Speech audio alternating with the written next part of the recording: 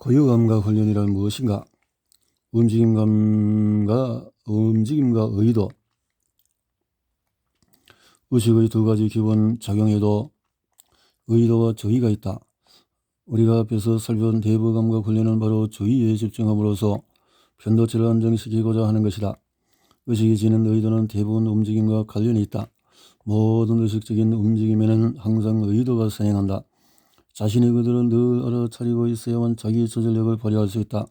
나의 의도에 집중하여 스스로의 의도를 알아차리고 특정한 의도를 바탕으로 특정한 움직임을 만들어낼 때 편도체가 안정화될 뿐 아니라 마음 근력과 관련된 내적 전전도 표질을 중심으로 한 전전도 표질과 두 정엽의 다양한 네트워크가 활성화된다.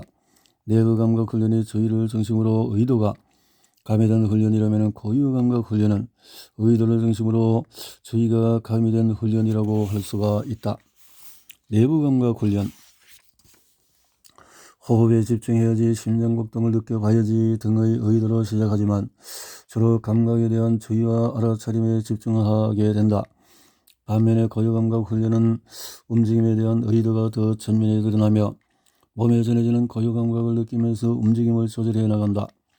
감정 조절력을 회복하거나 만성 통증에서 벗어나기 위해서는 신경계의 능동적인 처런 시스템의 변화를 가져와야 하는데 이는 움직임을 통해서만 가능하다. 움직임의 중요성을 이해하기 위해서는 몸의 움직임이 뇌의 작용이나 의식과 관련해서 어떤 의미를 지니는지 살펴볼 필요가 있다. 움직임을 위해서는 우선 움직임을 발생시키는 의도가 있어야 하고 그러한 의도를 실행하기 위해서는 몸의 여러 부위가 조화를 이루면서 작동해야 한다. 우리의 신체의 시스템은 의식이 근육 하나하나에 별도로 명령을 내리는 것이 아니라 하나의 크던 의미를 지닌 의도로 수행하도록 하고 이에 따라서 몸의 각 부위가 무의식적으로 일하도록 하는 형태로 발전해왔다. 예를 들어서 팔들기라는 움직임을 수행할 때 팔을 든다라는 의도와 실제 움직임 사이에는 우리가 의식할 수 없는 수많은 단계의 자동화된 신경망 패턴이 있다. 팔을 들 때에 실제로 사용되는 수많은 근육에 서로 조금씩 다른 신호를 보내고 순간순간 피드백을 받아 전체적으로 조화를 이뤄서 특정 동작이 나오도록 하는 행위 상태의 신경망이 작동하는 것이다. 효율적인 움직임을 위해서는 환경에 대한 모니터링 역시 중요한데 이를 위해서는 다양한 감각 정보를 한데 모아서 종합적으로 분석해 의미를 추출해야 한다. 프란시스코 바렐라는 행위적인 지각이라는 개념을 제안했다. 의식은 외부 대상의 내적 모델을 투사해서 능동적인 처리를 함으로써 인지한다. 우리 뇌가 나른한 자의식을 만들어낸 이유는 칸트나 사르트르가 생각하는 것처럼 외부적인 대상을 투명하게 받아들이기 위해서가 아니다. 의식은 움직임을 위해서 내가 만들어낸 기능이다. 의식의 본질은 의도에 있고 의도의 본질은 의미 부여에 있으며 의미 부여의 기본은 능동적인 추론에 있다. 이러한 의도는 목적은 주어진 환경에서 효율적으로 살아가기 위한 것이다. 나의 몸으로 외부 환경과 상호작용하기 위해서다. 움직이기 위해서다. 미국의 철학자 존 설 역시 의식의 본질은 의도성에 있다고 보는데 의도성의 개념을 따라 보면은 마찬가지로 그 핵심에는 인간의 행위와 움직임이 있음을 알 수가 있다.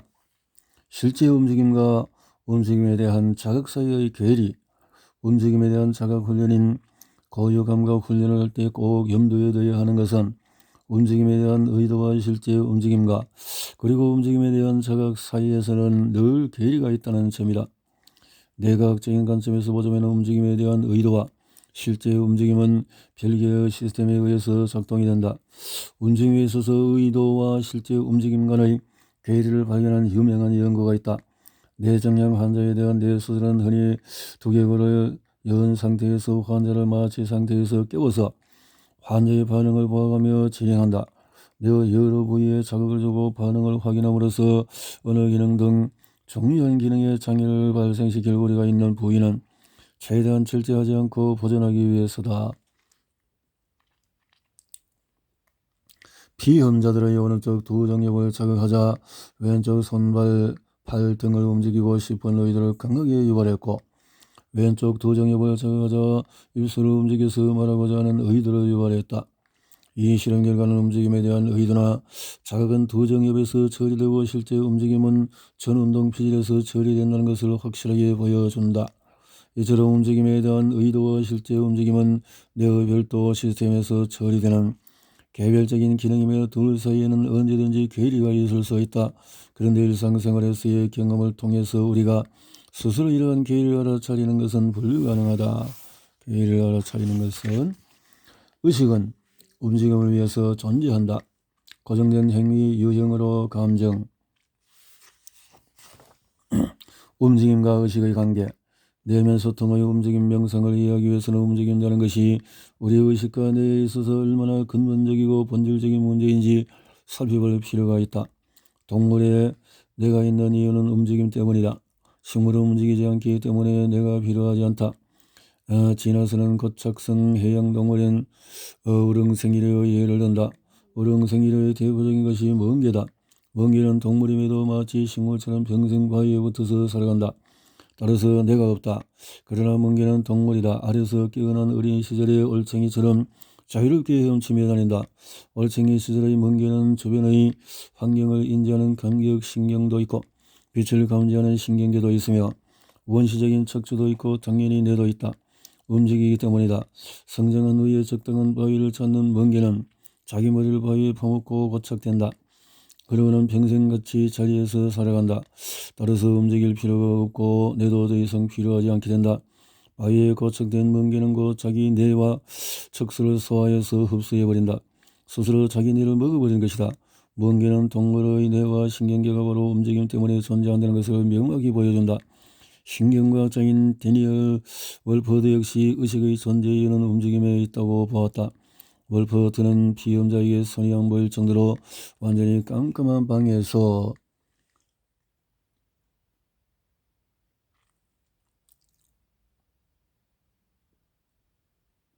자신의 뇌를 먹어버리는 멍게. 물속을 헤엄쳐다니는 유생 시절의 멍게에게는 뇌와 신경계가 있다.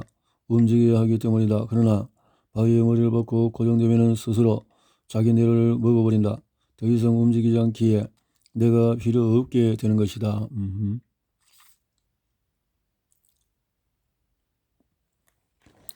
자신의 손을 움직이게 하고 손의 위치를 예측하게 하는 실험을 통해서 뇌적 모델의 존재를 입증했다. 우리의 뇌에는 움직임과 관련된 예측을 계산하는 뇌적 모델이 있다는 사실을 밝혀낸 것이다.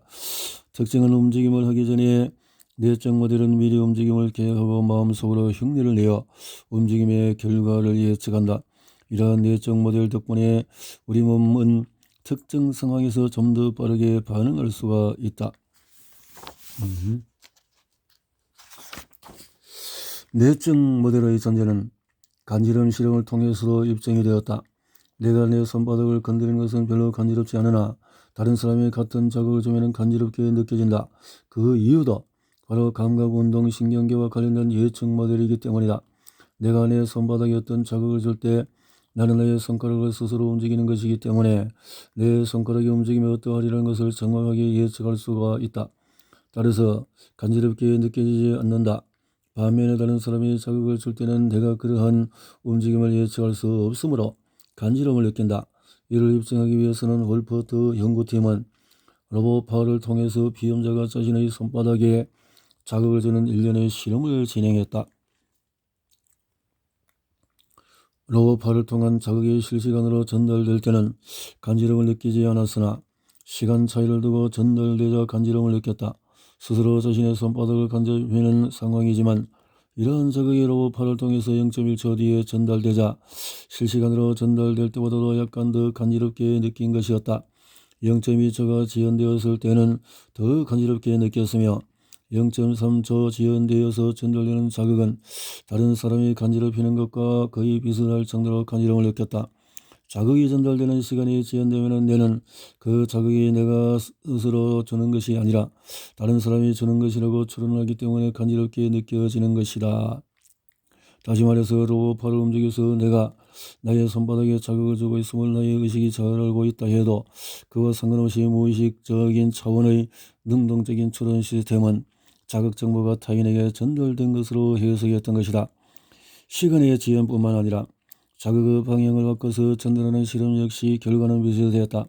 시간의 지연 없이 실시간으로 자극을 전달하되 다만 자극의 방향을 30도나 60도 정도 틀어서 전달하면 더 간지럽다고 느꼈으며 90도로 틀어서 자극을 전달했더니 마치 다른 사람이 간지럽히는 것과 비슷한 정도의 간지럼을 느꼈다.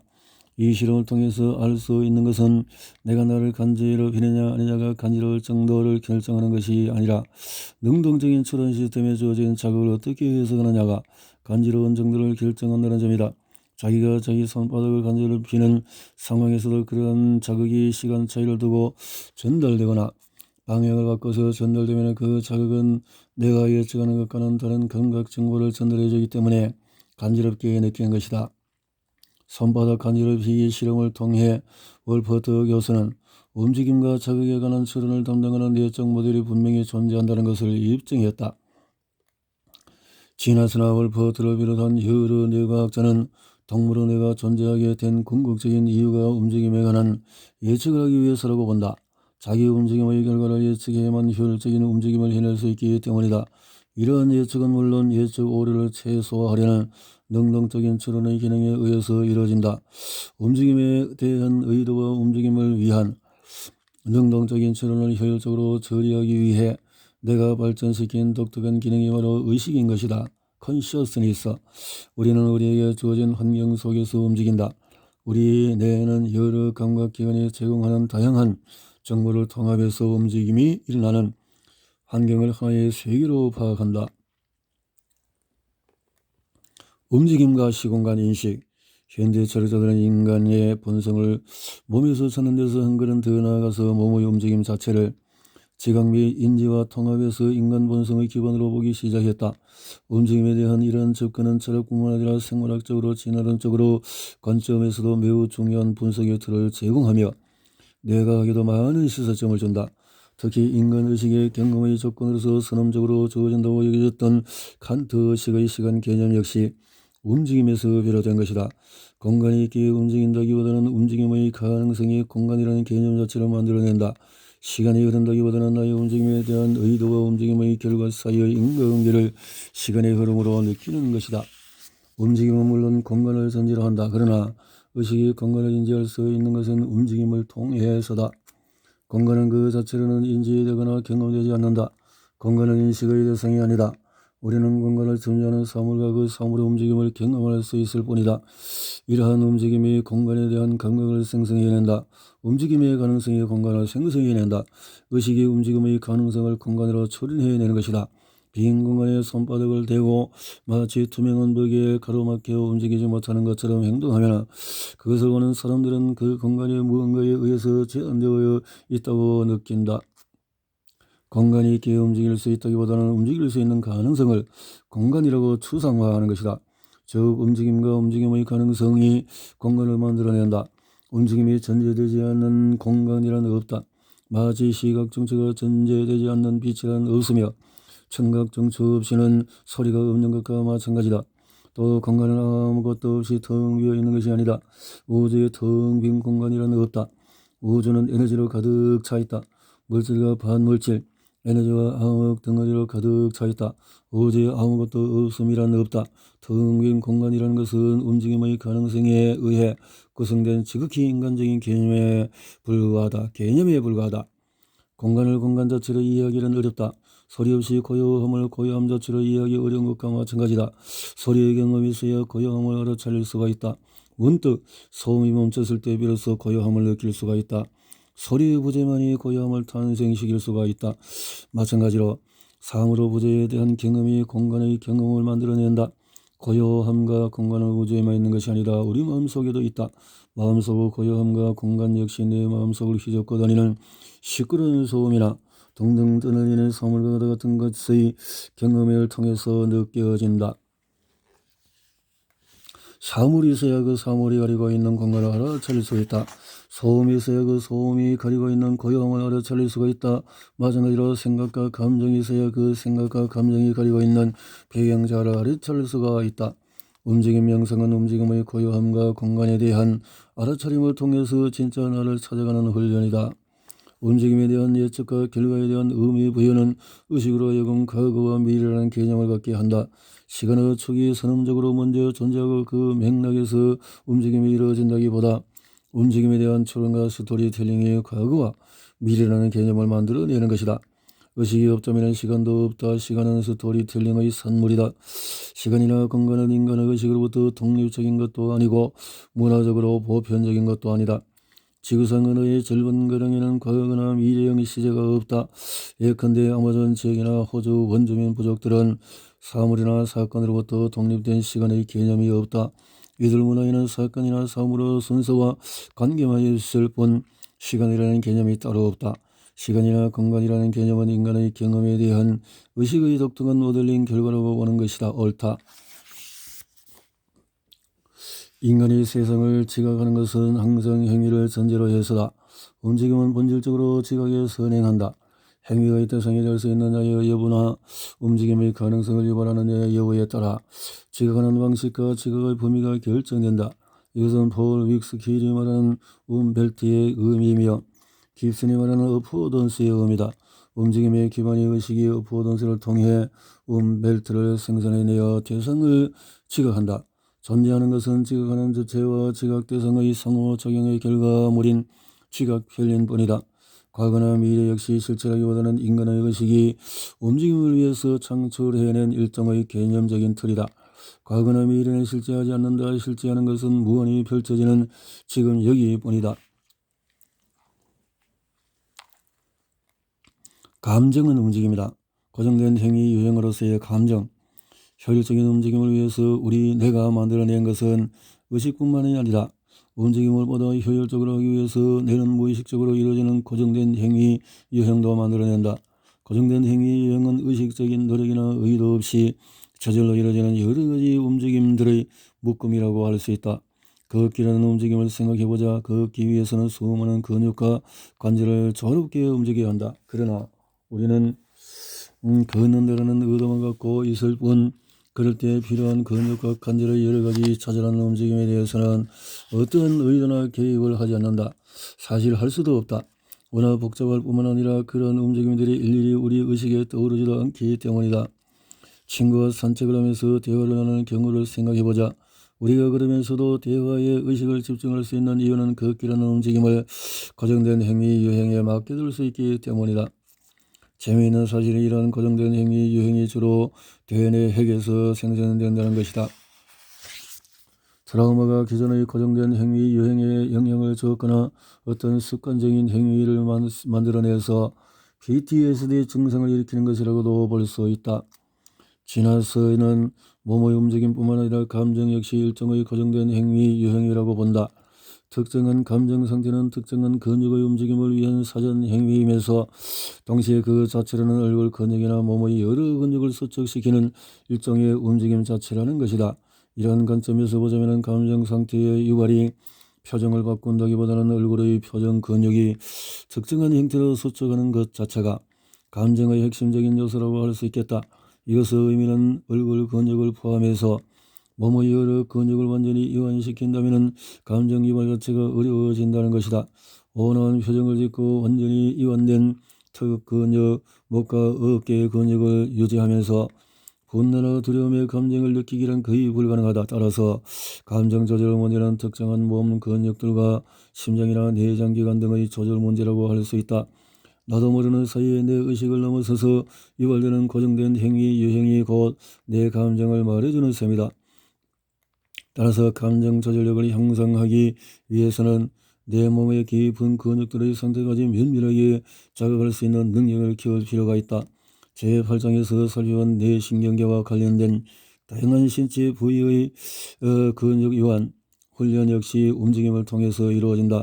제대로 된 움직임을 통해서만 몸과 마음을 다스리고 편도체를 안정화할 수 있다. 내면 소통 훈련이 기본적으로 몸 기반이어야 하는 것은 곧 움직임 기반이어야 한다는 뜻이다. 깨어있음, 움직임을 위한 준비 상태. 의식의 각성 상태와 망상 활성계의 감마파 진동. 몸 움직임을 위해서 뇌는 여러 감각 정보를 내부 상태의 의식에 제공하고 의식은 이를 한데 통합해서 하나의 환경이라는 이미지를 만들어낸다. 다시 말해서 여러 감각 정보를 시공간적으로 매핑해서 일관성과 통일성을 부여하는 존재가 바로 의식이다. 그러한 통합이고 의식의 핵심 기능이라는 것은 이미 살펴본 바와 같다. 의식은 외부 환경에 대한 정보들뿐만 아니라 몸의 움직임을 위한 다양한 감각 정보와 근육들과 관련된 운동 정보를 통합하여 의도를 기반으로 하는 움직임을 만들어낸다. 지나서는 특히 시상 피질계의 40Hz 진동에 주목한다. 이러한 의식의 통합 기능은 시상 피질을 중심으로 한 40Hz의 감마파에 의해서 주로 이루어진다는 것이다.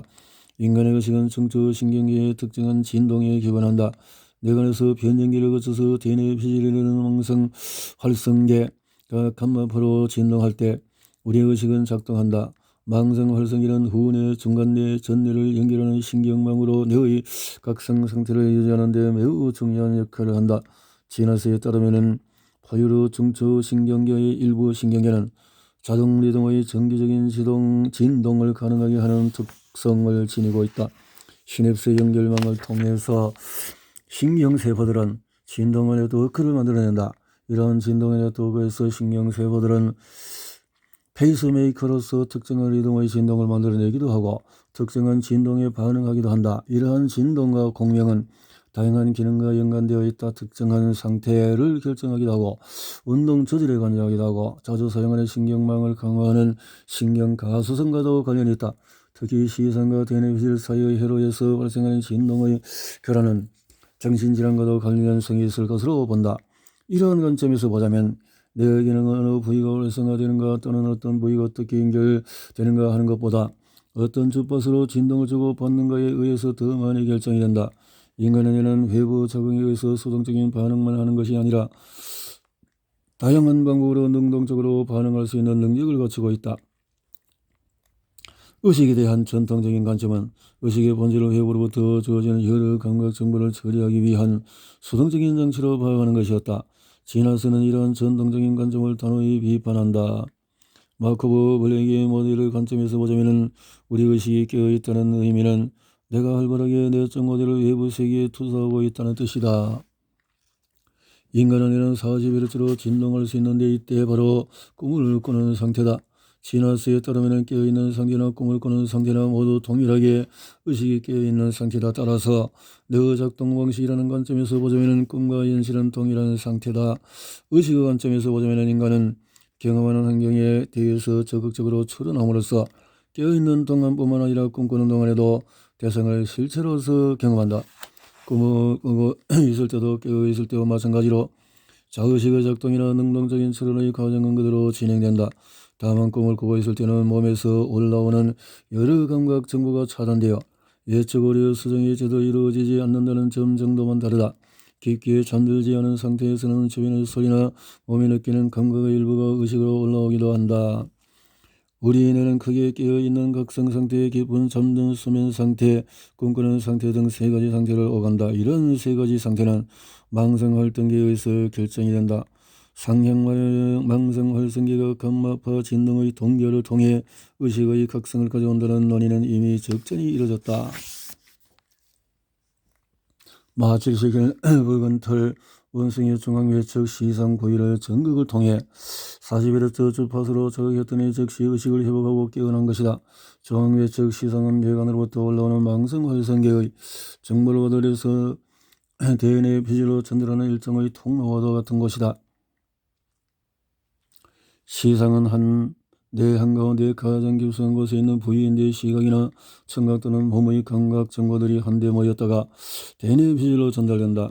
의식은 주로 대뇌 피질의 작용이다. 따라서 우리 의식이 알아차리는 대부분의 감각 정보는 시상을 거친다. 예컨대 우리가 무엇인가를 볼 때 망막의 시각 세포가 감지한 시각 정보는 일단 후두엽의 시각 피질로 전달되어서 처리된 다음에 시상을 거쳐 의식으로 전달되는데 그제야 우리는 어떤 사물을 볼 수 있게 된다. 정신질환은 대부분 수면장애를 동반하는데 이는 망상활성계의 기능과도 깊은 관련이 있다. 잘 자야 한다. 마음 근력이 강하고 건강하다는 확실한 지표이다. 수면이.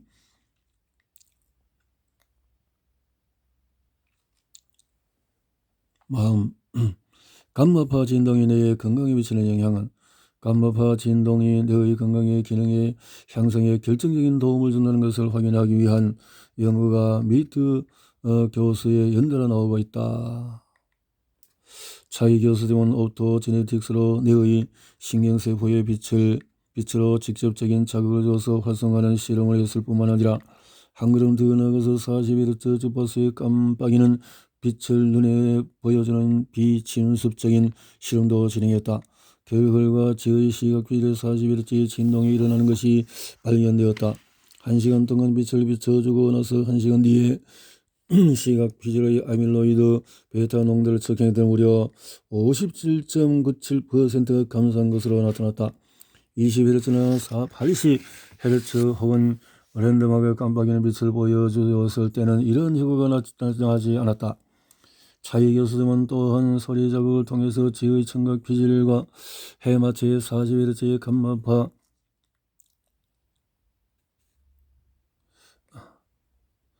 진동을 일으키는 실험도 진행했다. 일주일간 소리 자극을 받은 쥐들은 공간 기억과 인지 기억 능력이 향상되었다. 또 아밀로이드 베타 농도가 낮아졌으며 최근 치매 지표로 여겨지고 있는 인산화된 타우 단백질의 농도 역시 낮아졌다. 여기서 그치지 않고 이 대단한 연구팀은 소리와 빛 자극을 동시에 주어서 청각 휘질과 시각 휘질의 40Hz의 진동을 동시에 일으키는 실험도 진행했다. 앞에서 본 것과 같이 청각 정보 또 감각 정보를 통합해서 하나의 상을 만들어내는 것이다. 이런 통합 기능은 의식작용의 핵심이며 전전도 휘질 영역에서 담당한다. 빛 자극을 통해서 시각 휘질의 감마 진동을 일으키면 시각 휘질 상태가 좋아지고 소리 자극을 통해서 청각 휘질의 감마파 진동을 일으키면 청각 휘질 상태가 좋아진다는 사실이 확인이 되었다. 그렇다면 빛과 소리 자극을 동시에 주면 어떻게 될까? 놀랍게도 다양한 자극을 통합하는 전전도 휘질의 핵심 부위인 MPFC에도 감마파 진동이 일어났고 결과로 MPFC 부위 악교 세포 조직이 더 활성화되고 아밀로이드 베타 농도는 낮아졌다. 차이 교수팀뿐만 아니라 전 세계 여러 학자 감마 진동의 알츠하이머 치료 효과도 주목하고 있다. 어떤 사물이나 상황을 파악하거나 혹은 주의를 집중할 때 우리 뇌에서 감마파 진동이 넓게 퍼져나가는 동기화 현상이 일어난다는 것은 오래전부터 알려져 왔다. 쥐를 대상으로 한 실험에서처럼 살아있는 인간은 뇌에 직접 40Hz의 전기 자극을 주거나 빛을 쏘이거나 할 수는 없다. 멀쩡한 사람은 뇌에 구멍을 뚫어서 깊은 곳에 광섬유를 박아 넣는 것은 상상하기가 어렵다. 러츠와 그의 동료들은 오랫동안의 명상을 한 사람들은 자기네의 감마파 진동을 스스로 일으키고 다른 뇌 부위로 더 넓게 퍼져나가게 하는 동기화 현상을 만들어낼 수 있음을 발견했다. 뇌가 망상 활성계의 감마파 동기화를 통해 의식의 각성 상태를 만들어내는 이유는 움직임을 위한 준비 상태에 돌입하는 것이라고 할 수가 있다. 우리가 몸을 움직이면 망상 활성계는 활발하게 작용한다. 이것이 각성 상태다. 의도적인 움직임을 할 수 있는 상태가 바로 깨어있는 각성 상태다. 그렇기에 잠들기 전에 운동을 지나치게 하면 숙면을 방해할 수 있다. 몸은 지치지만 뇌의 각성 상태가 있기 때문이다. 마코브 블랭킷 모델을 통해서 이야기하자면 내부 상태가 움직임에 대한 의도를 생성해낼 수가 있고 감각 상태가 움직임을 위한 환경 정보를 처리할 수 있으며 나아가 움직임의 결과로서 내부 상태로 전해지는 피드백 정보를 통해 예측 오류를 수정할 수 있는 상태가 곧 깨어있는 것이다. 뇌파란 무엇인가? 뇌파란 두뇌의 신경세포들이 활동할 때 발생하는 전기 신호다. 뇌파라고 한다. 신경세포가 발생하는 전류를 정확하게 측정하려면 신경세포의 전극을 직접 갖다 대야 한다. 전극. 쥐의 뇌파를 정밀하게 측정하는 최근 실험에서 쥐의 두개골을 열고 대인의 피질 위에 얇은 전기판을 덮어서 전기 신호를 측정하기도 한다. 전기 측정.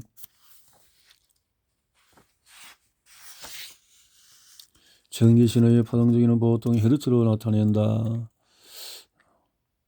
30Hz 이상으로 보는 사람도 있고 감마파를 25Hz 이상으로 보는 사람도 있고 아무튼 40Hz 내외라면 감마파라고 할 수가 있다. 감마파. 그래서 델타파는 4Hz 미만이고 세타파는 4에서 7, 알파파는 8에서 12, 베타파는 13에서 25, 감마파는 30Hz 이상의 5가지 뇌파로 분류된다.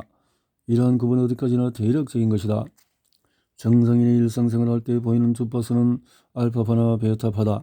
어떤 대상의 긴장해서 의식을 집중하거나 집중적으로 일을 처리할 때는 베타파가 많이 나타나지만 편안하게 이완하거나 차분해지면 알파파가 많이 나타난다. 명상 상태에서 평정심을 유지할 때도 알파파가 많이 나타난다.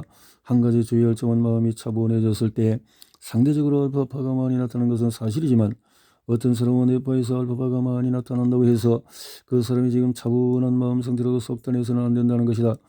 알파파보다 더 느린 세타파는 더 긴장이 이완되고 잠이 들 때 나타난다.